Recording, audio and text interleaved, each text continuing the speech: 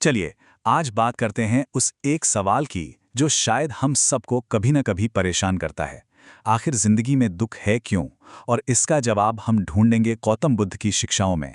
एक ऐसा रास्ता जो हजारों साल बाद भी आज भी उतना ही काम का है। तो शुरुआत इसी सवाल से। देखिए, ये कोई फिलॉसफी की क्लास का सवाल नहीं है। ये तो एक बहुत ही गहरी पर्सनल फीलिंग है जो हम सब महसूस करते हैं।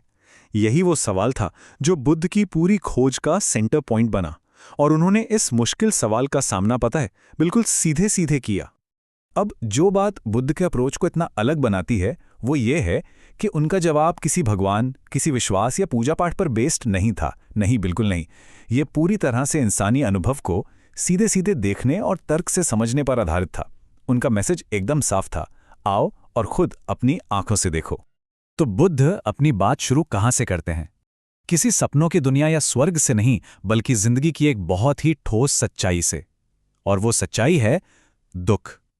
लेकिन इससे कोई नेगेटिव बात मत समझिएगा। इसे एक डॉक्टर की तरह सोचना है।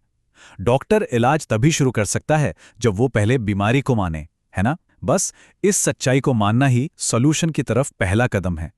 यहां एक बहुत इंटरेस्टिंग बात है कि बुद्ध दुख को कितने बड़े पैमाने पर देखते हैं। ये सिर्फ शरीर के दर्द की बात नहीं है। हाँ, जन्म, बुढ़ापा, बीमारी और मौत तो है ही, लेकिन इसके साथ साथ किसी अपने से बिछड़ना, किसी ऐसे इंसान से मिलना जिसे हम पसंद नहीं करते, या फिर जो चाहा वो ना मिलना, ये सब दुख है।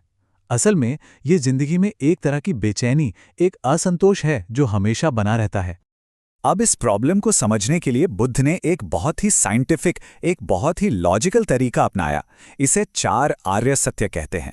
आप इसे एक डॉक्टर के डायग्नोसिस की तरह सोच सकते हैं। बीमारी क्या है? बीमारी का कारण क्या है? क्या ये ठीक हो सकती है? और अगर हाँ, तो इलाज क्या है? तो ये 4 सच एक पूरा फ्रेमवर्क देते हैं। पहला, प्रॉब्लम को मानना, हाँ जिंदगी में दुख है। दूसरा, प्रॉब्लम की जड़ तक पहुंचना, इस दुख का एक कारण है, ये बेवजह नहीं है। तीसरा, एक उम्मीद देना, और अच्छी खबर यह है कि इस दुख को खत्म किया जा सकता है। और चौथा, एक प्रैक्टिकल रास्ता दिखाना, उस अंत तक पहुंचने का एक सीधा साधा रास्ता भी है। तो सवाल यह है कि इस सारे दुख की जड़ आखिर है क्या?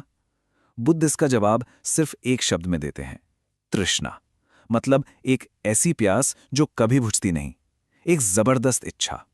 और यह सिर्फ चीजों की इच्छा नहीं है, बल्कि अनुभवों से, विचारों से, और यहां तक कि अपनी मैं वाली पहचान से एक ऐसा गहरा अटैचमेंट है जो हमें इस बेचैनी के चक्कर में फंसाए रखता है। बुद्ध ने इस तृष्णा को और गहराई से समझा और इसे 3 तरह का बताया। पहली है काम तृष्णा, मतलब सेंसुअल प्लेजर, यानी सुख भोगने की इच्छा। दूसरी है भव तृष्णा, यानी हमेशा बने रहने की, कुछ बनने की गहरी चाह। और तीसरी थोड़ी अजीब है, विभव तृष्णा, यानी सब कुछ खत्म कर देने की इच्छा। यही तीनों हमें इस साइकिल में घुमाती रहती हैं। और यहीं पे बुद्ध की टीचिंग का सबसे पावरफुल, सबसे उम्मीद भरा हिस्सा सामने आता है। उन्होंने सिर्फ प्रॉब्लम नहीं बताई, बल्कि उसका पक्का इलाज भी बताया। दुख का अंत मुमकिन है, और यह तब होता है जब तृष्णा की ये आग बुझ जाती है। इसी को निर्वाणा कहते हैं। और इस निर्वाणा तक पहुंचने के लिए एक पूरा प्रैक्टिकल प्रिस्क्रिप्शन भी है, अष्टांगिक मार्ग। तो चलिए अब इस सॉल्यूशन के प्रोसेस को समझते हैं। ये जो अष्टांगिक मार्ग है, ये सिर्फ कोई थियोरी नहीं है, ये तो एक प्रैक्टिकल एक्शन प्लान है, एक तरह का मेंटल ट्रेनिंग प्रोग्राम जो मन को ट्रेन करके तृष्णा को जड़ से खत्म करने के लिए बनाया गया है। इस पूरे रास्ते का जो कोर आइडिया है वो है मिडिल वे या मध्यम मार्ग। बुद्ध ने अपने तजुर्बे से ये सीखा कि असली ज्ञान न तो बहुत ज्यादा ऐशो आराम में मिलता है और न ही शरीर को जबरदस्त कष्ट देने से। असली रास्ता इन दोनों के बीच में है, एक बैलेंस बनाने में है। तो इस रास्ते के 8 हिस्से हैं जिन्हें हम 3 ग्रुप्स में देख सकते हैं। पहला ग्रुप है प्रज्ञा, यानी समझदारी। इसमें आता है चीजों को सही नजरिए से देखना और सही इरादे रखना। दूसरा ग्रुप है शील, यानी हमारा बर्ताव कैसा हो। इसमें सही बोलना, सही काम करना और सही तरीके से रोजी रोटी कमाना शामिल है। और तीसरा है समाधि, यानी मेंटल डिसिप्लिन। इसमें सही कोशिश करना, सही तरह से जागरूक रहना और मन को एकाग्र करना आता है। और ये सब आपस में जुड़े हैं, एक साथ काम करते हैं।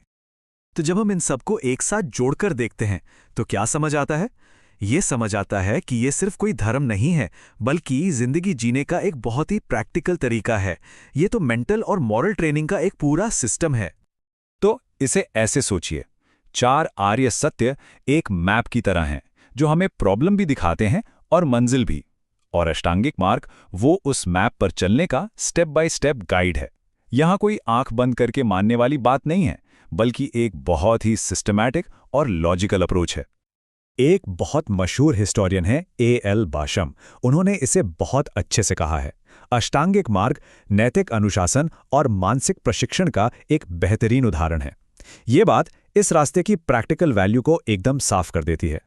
तो असल सवाल ये है कि आज की तारीख में इन 2500 साल पुरानी बातों का क्या मतलब है? अरे मतलब बिल्कुल है, क्योंकि ये आज की मुश्किलों का सीधा जवाब देती हैं। ये एक तरह से मेंटल हेल्थ का ब्लूप्रिंट है, एक नैतिक जीवन जीने की गाइड है। ये समाज में प्यार और शांति बढ़ाने का एक जरिया है। और सबसे बड़ी बात, ये पूजा पाठ से ज़्यादा मन और व्यवहार को सुधारने पर जोर देता है। यही बात इसे यूनिवर्सल बनाती है। तो आखिर में ये सब हमें एक बहुत ही ज़रूरी सवाल पर लाकर छोड़ता है। आज की इस दुनिया में जो तनाव, चिंता और भागदौड़ से भरी है, क्या ये हजारों साल पुरानी शिक्षाएं हमारी आज की मेंटल चुनौतियों का हल हो सकती हैं? ये एक ऐसा सवाल है जिस पर सोचना बनता है।